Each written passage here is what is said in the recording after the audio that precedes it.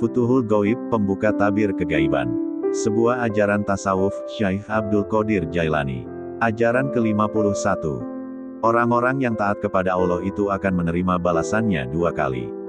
Pertama, ia meninggalkan segala sesuatu dari dunia ini yang menuruti kehendak hawa nafsu dan mengambil apa saja dari dunia ini yang menjadi ibadahnya kepada Allah.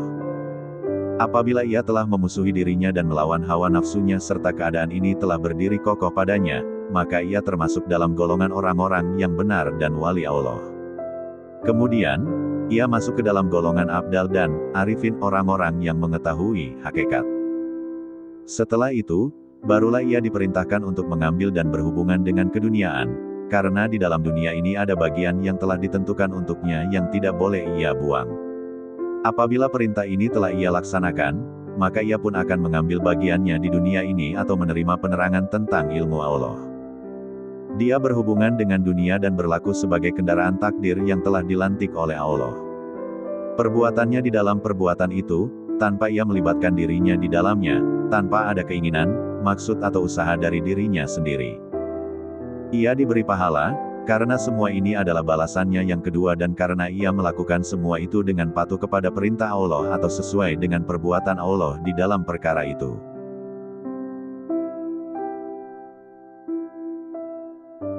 Mungkin ada pertanyaan, mengapa kamu mengatakan bahwa orang yang mencapai derajat itu diberi ganjaran, sedangkan ia telah mencapai tingkat kerohanian yang tinggi, telah termasuk ke dalam golongan abdal dan arifin, telah menjadi orang pilihan Allah, orang yang dikasihinya dan orang yang diridainya dan telah lenyap dari manusia, dari dirinya sendiri, dari kemauan dan keinginannya sendiri serta segala gerak dan diamnya, segala tutur kata dan perbuatannya adalah dari Allah semata-mata. Ia merasa dirinya tidak berharga apa-apa di hadapan kebesaran Allah dan bahkan seluruh jiwa raga dan kepunyaannya telah ia serahkan kepada Allah.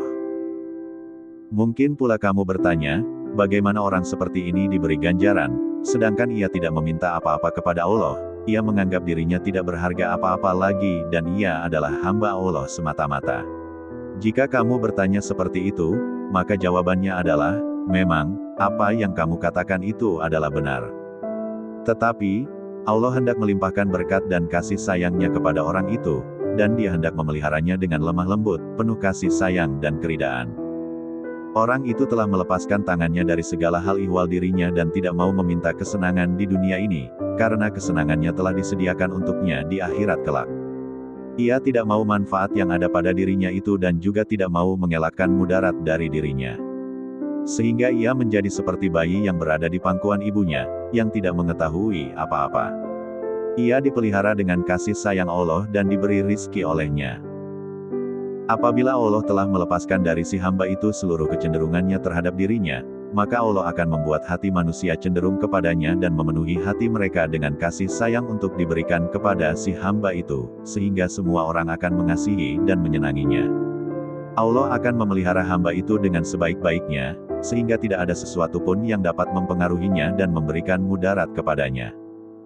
Oleh karena itu, Nabi Muhammad SAW bersabda seperti yang difirmankan Allah di dalam Al-Quran, sesungguhnya kawanku adalah Allah yang menurunkan Al-Quran dan dia menolong orang-orang yang baik.